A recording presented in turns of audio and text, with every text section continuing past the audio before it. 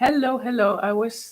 I'm doing the thing that I did last week that I'm trying to be live on two devices at the same time, and my YouTube channel is once again blurry, and I don't know how I can change it, and it is really annoying. If you know, please let me know. Otherwise, I jump in because all the babble at the beginning, of course, is always a bit annoying otherwise.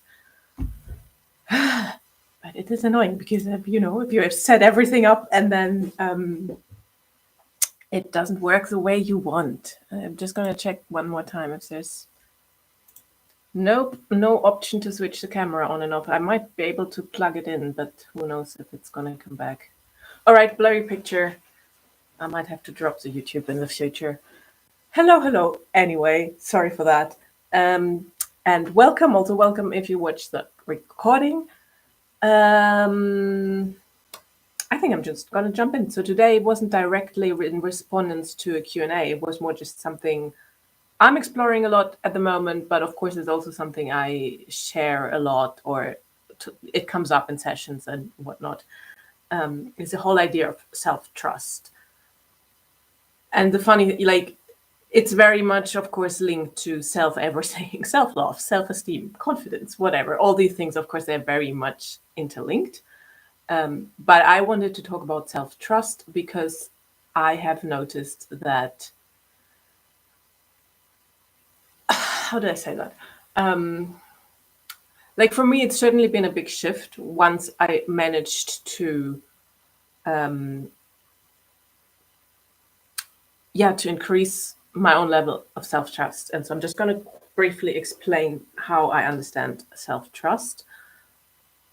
It's really the ability to trust your own decisions, to know what you want, So sorry, it's just still a bit distracting having these two things at the same time. Anyway, and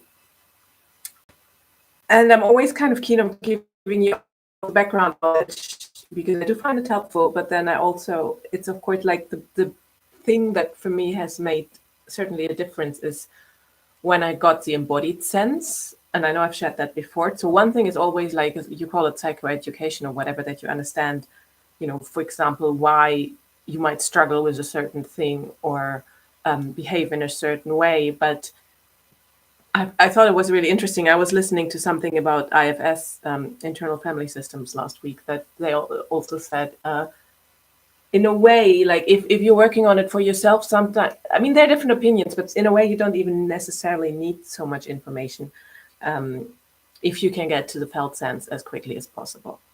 Hello. So just to give you some pointers, anyway, just like I said, to just give you an idea, for example, what is self-trust? So, like I said, knowing what you want, I would break it down in these 3 steps. So first of all, you want to know what you want, what decisions to make, usually I find it comes generally down to decisions in any context, be it what to eat, who to date, what projects to take at work, or, what financing plan, or whatever.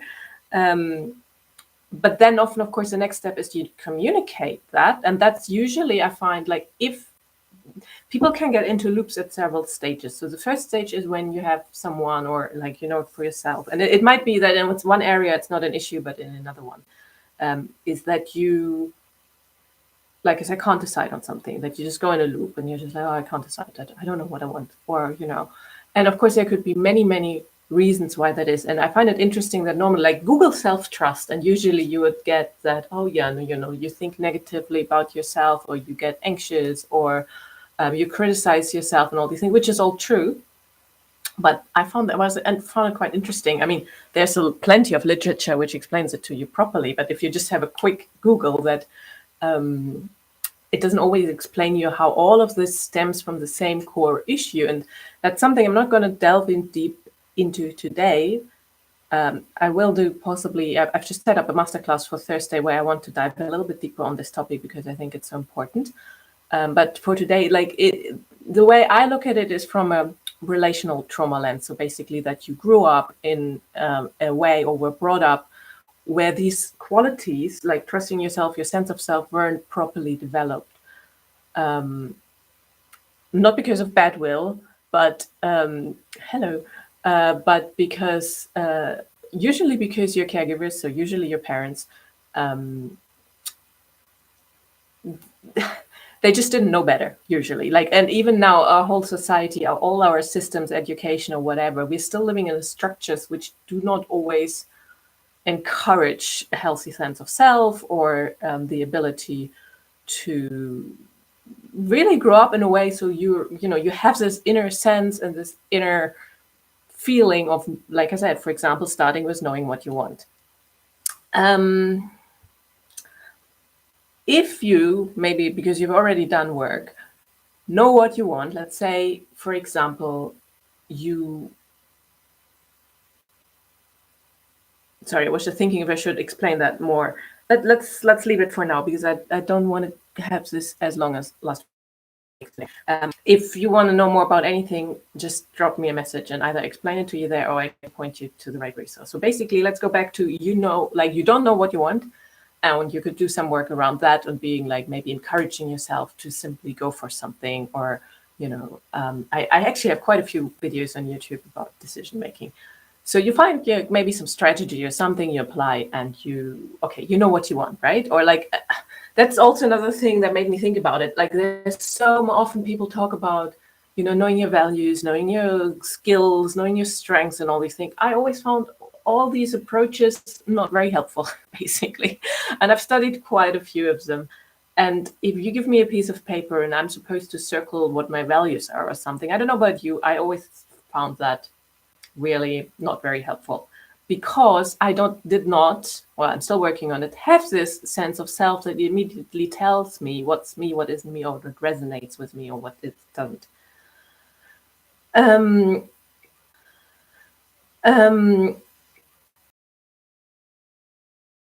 Like, for me, it's been a long search for finding out why personality tests, value sheets. I don't know. There's so many of these things where you're supposed to understand what your skills are. I could never really fully believe these because I didn't have something inside of me that was kind of reflecting it back. Like, of course, not fully. I mean, there will always be some things where it does work, but I just wanted to mention, I mean, there will always be some things where it does work, but I just wanted to mention that if you're someone and you always struggle to, not that you can't see yourself in a personality test, or if you're astrology user, or whatever your thing is, but if you struggle to really say, okay, that's me, and like not get swayed between different options, or that kind of thing, it might be also because your sense of self and also your trust, like I said, that's where it overlaps with self-esteem and all these things. But like I said, let's say you found this, for example, you figured out what you wanted or what you stand for, your needs, your desires, or whatever it is. Connection is unstable. I hope that doesn't concern you. I'm just gonna keep chatting. The next thing, of course, is usually then that you need to communicate whatever it is that you want or that you need. So I think last week I used the example, it could be a type of food. So if you desire a particular food and you're not just preparing it for yourself, of course, you might need to communicate it, be it to the waiter or to the people you're eating with, or something, that if you have a specific requirement.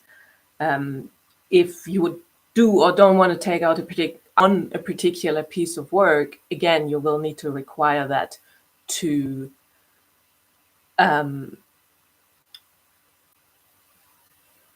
sorry, I just still sometimes get distracted by all the stuff that's happening while I'm just trying to talk on my screen, which has to do with this recording, like this live anyway. So if you ever wondered why I sometimes go into kind of a freeze, it's because of that. I might have to really, maybe I just do audio in the future. It just means I can't do lives. Anyway, so yeah, it could be a piece of work. It could be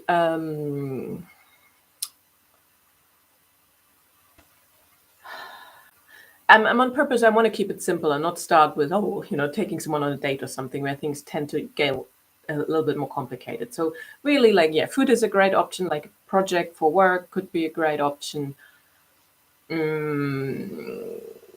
Like I said, if you want to buy a certain thing or not, or like where to put your money, these kind of daily decisions.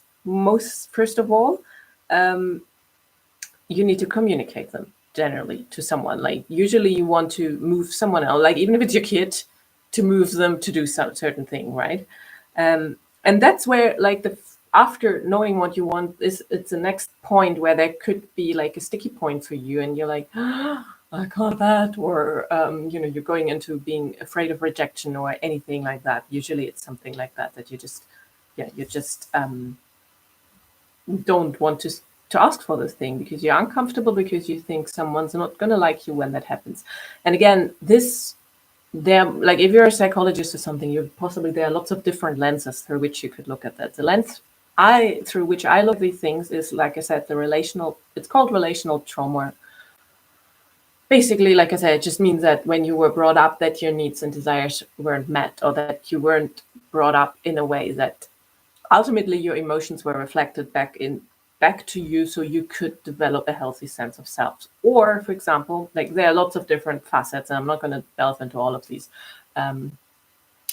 Like I said, if you never, like even if you made a request or you asked for something as a kid, but you wouldn't get it, or you were met with, maybe impatient or like something kind of negative, even if it's a mild form of, oh, come on, I don't have time, or you just, stop nagging me, or, all these things, they can still influence obviously your behavior as an adult, and for example stop you from asking for something, because when you were a toddler you learned that asking for something means that the people that are most important in your life, like your parents, they would maybe get annoyed, not because you had horrible parents, unless you did.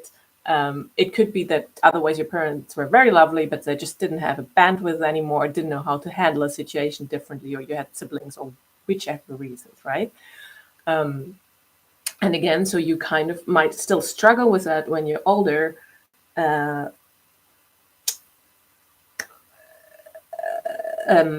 Sorry. And so you can't really communicate even when you know what you want. I hope that makes sense. Do let me know if because I know these are kind of big topics and I'm really only touching on some points. And then, yeah, so then with communicating it, that is a bit what I shared last week, then, it's about building your own capacity to be uncomfortable in the moment and asking for it anyway. And I possibly come back to a little bit more of how you can get better at these things in a moment.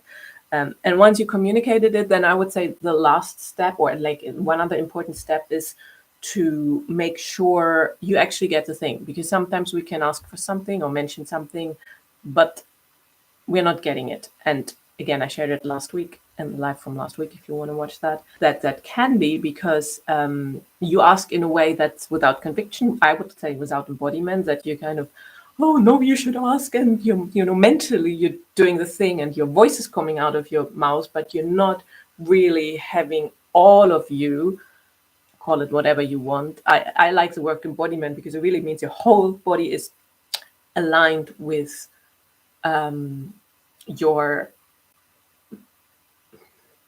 message, or with whatever you want to communicate.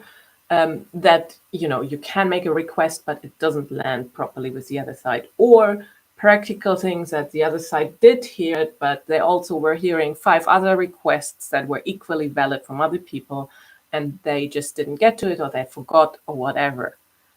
We always, first of all, give people the benefit of the doubt. If people repeatedly let us down, it might be time to require if this person is actually a person you want to have in your life. But, first of all, again, like I said last week, I generally talk about people who are more or less not necessarily healthy, but who are not, who don't have any proper extreme disorders. And that's why, for example, you don't get your needs not met.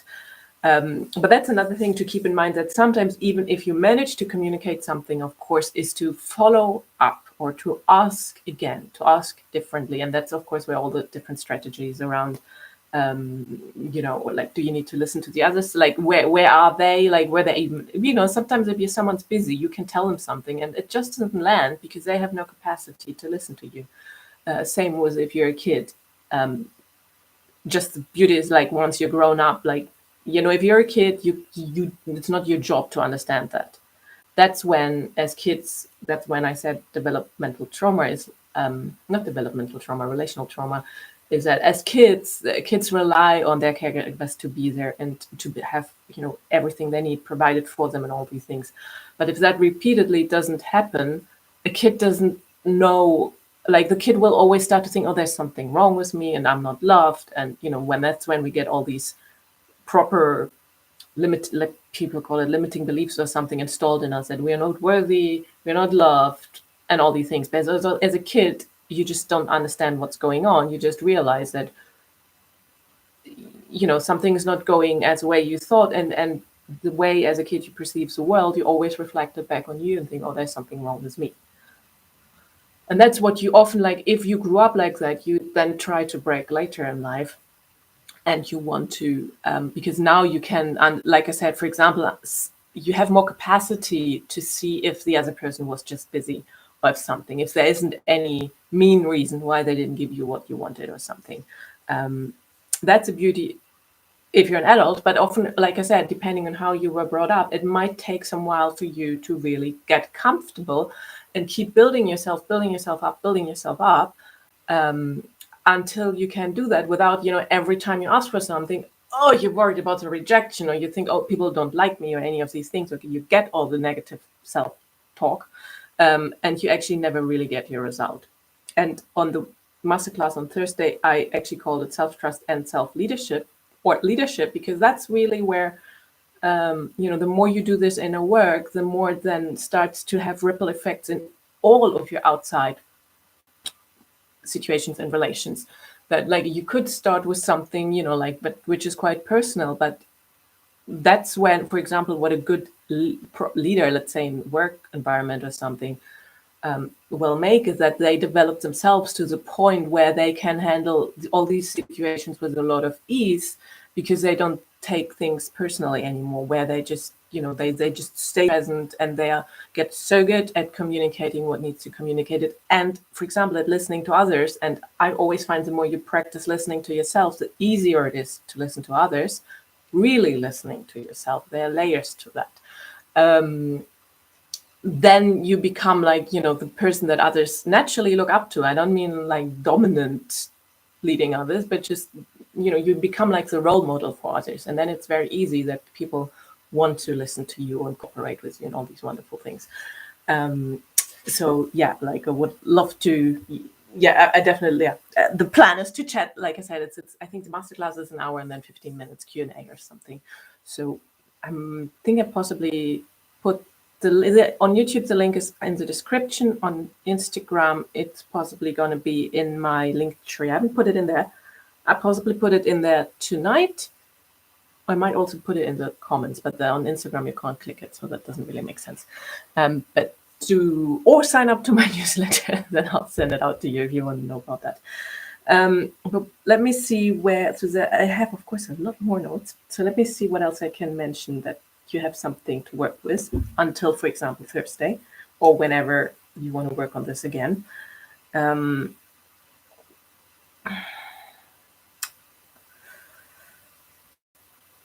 Yeah, I mean, like, okay, let's come back. Like, the other bit of self-trust that I haven't really mentioned yet. So one thing is, it really, and that's why you might have seen it on my reels or something. I talk a lot about listening to yourself and all these things. That is the first step. That's the step that's going to help you to understand, like I said, what you want, what choices to make, but really also like what's going on. I think I shared that in one of the posts too, that the more you listen to yourself on a fully embodied level, so not just the thoughts, but how you feel, how your body is doing, and all these things, how your energy is, the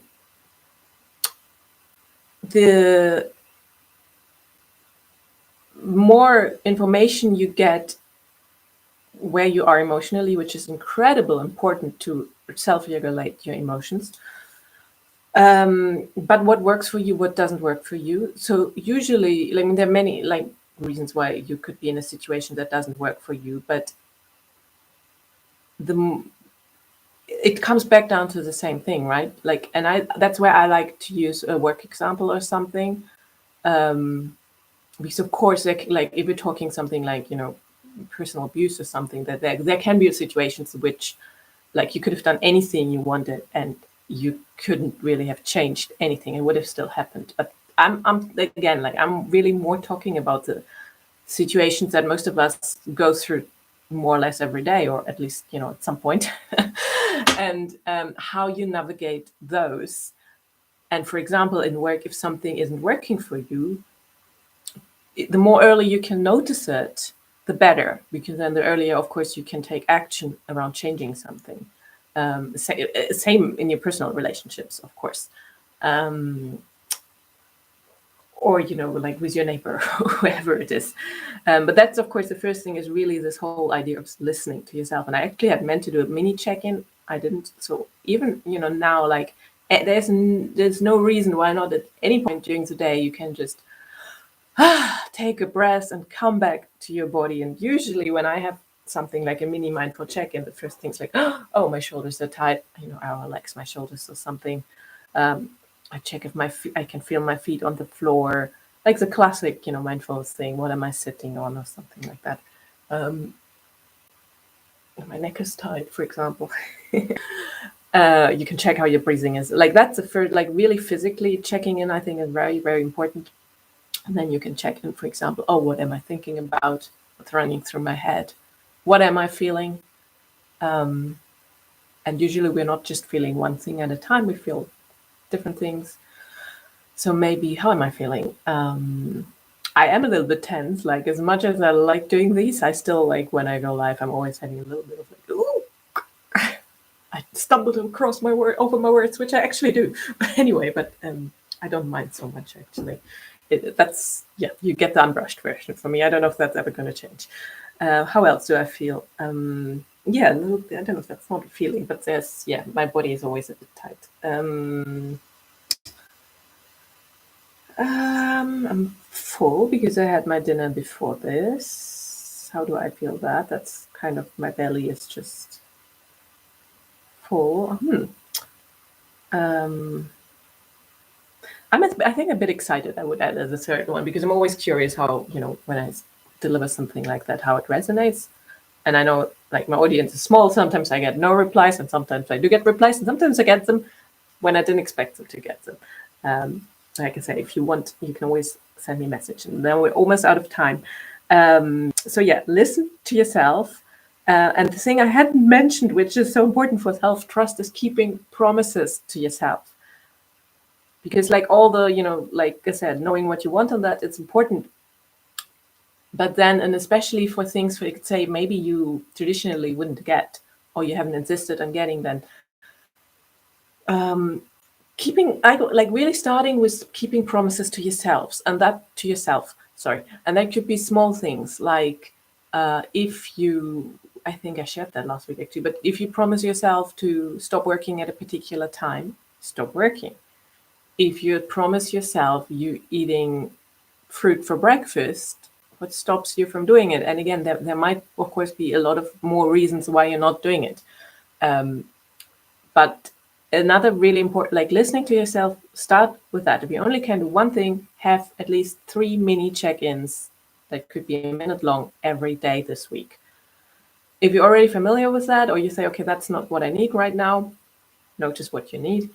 And it's not communicating something, which I think last week I spoke about standing up for yourself. So again, listen to that if you want more of that. The next thing is really like what kind of, and I would really look at it from the point of what would do you good? What would improve your own well-being and ease? What could you do? And are you doing it? So that's when we talk about self-care, like eating healthy, going to bed at a time that works for you, getting your exercise, connecting with others.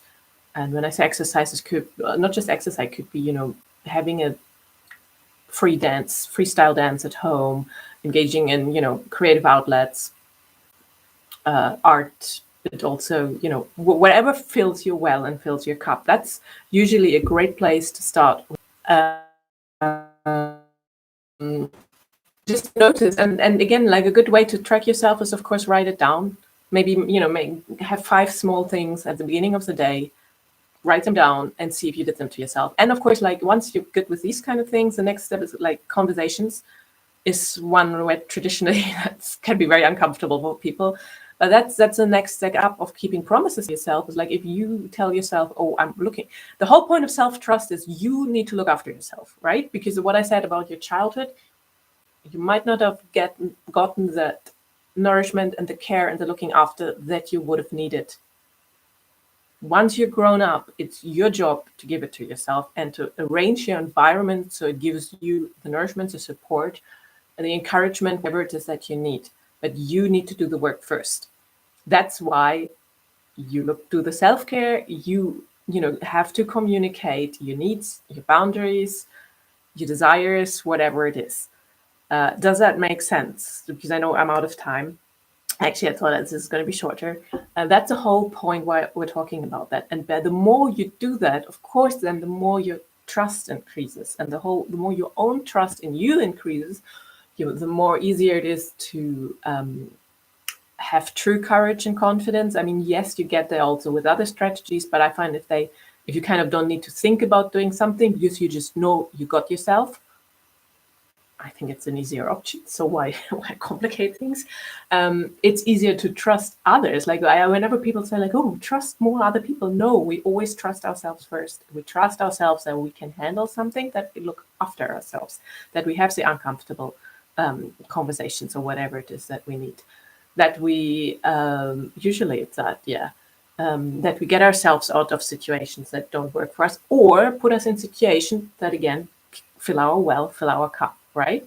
So that's really how you keep getting better at it, by making all these small adjustments day by day, day after day, that keep reaffirming for yourself that, you're looking after yourself. Okay, I'm going to shut up here. Like I said, if you're interested, it's kind of what we talked about today, but more, there's just more. I haven't actually finished writing the description, but I think I'm going to put the link in my link tree now. Anyway, like I said, if you're on YouTube, just check the description. You'll find it there.